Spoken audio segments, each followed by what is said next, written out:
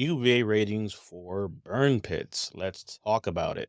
Currently, as it stands, there are no ratings for burn pits, right? Things are rated analogous. We'll touch on that.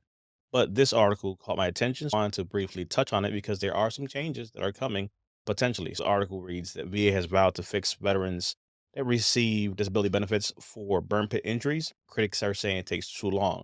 Here's the short and bluff of it, right? For many years, veterans have had issues when it comes to respiratory conditions, but filing that is not something that's presumptive, right? We have presumptives for Gulf War, Agent Orange, etc., but for burn pits, not so much. And most of the examinations are not capturing the real issues that are happening with the lungs. So, a pulmonary function test, for example, is great for asthma, but for other conditions, not so much. Then we need biopsies of lung tissues and things like that. More invasive exams that are costly too.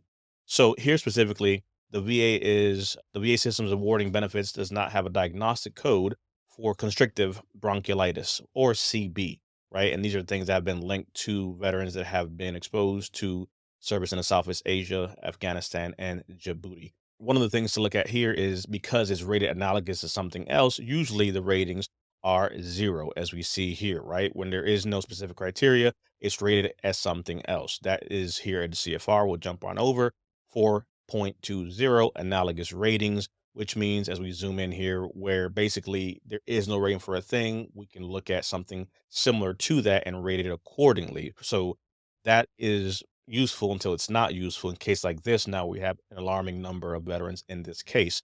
So the short and skinny here is they're looking at adding new criteria, calling it DRRD, deployment related respiratory diseases, which can include bronchiolitis and other respiratory conditions. So there was a question of either go CB or go DRRD. The panel got together basically 2022. Some highlights here pretty much touch on the fact that they looked at this, they proposed changes, they broke down how they're looking at this, and they proposed to say, hey, this should be its own criteria. 2 years forward, nothing has happened. And what they're looking at is, regardless of the committee saying, hey, this is what should happen, etc., it didn't take place, right? And this is funny because one of the things here they look at is it's been 2 years since the panel recommendations were made. The process for revising VA rules, we understand, is cumbersome, but critics are saying for sure that from their vantage points, this is taking way too long and apparently it's not an urgency. So, what they're looking to do now here is make these changes take effect rather by the end of the fiscal year. So that's what the goal is. They're trying to get to September of this year. Hopefully that gets passed and we have any rating criteria that will help our veterans. So I think that's something that is definitely worth looking into, looking at. So you see here, we're looking at the VA aims to publish changes in the Federal Registry by September 30, which is the end of the current fiscal year.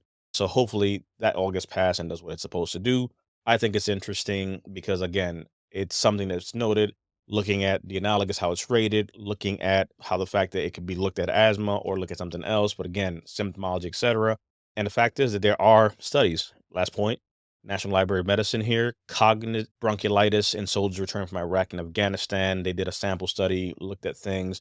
Fast forward all the way to the end. The main point here is they found a high prevalence of constructive bronchiolitis and otherwise rare illness in 80 service members that were evaluated. Evaluation for CB should be considered among returning veterans who report having exercise limitation and who have excessively normal results on imaging and physiological studies. Again, things might be normal in one exam, but it doesn't mean they still don't have a symptom of something else. We've been there, right? A lot of exams, no updates, everything is fine. No, it's not fine.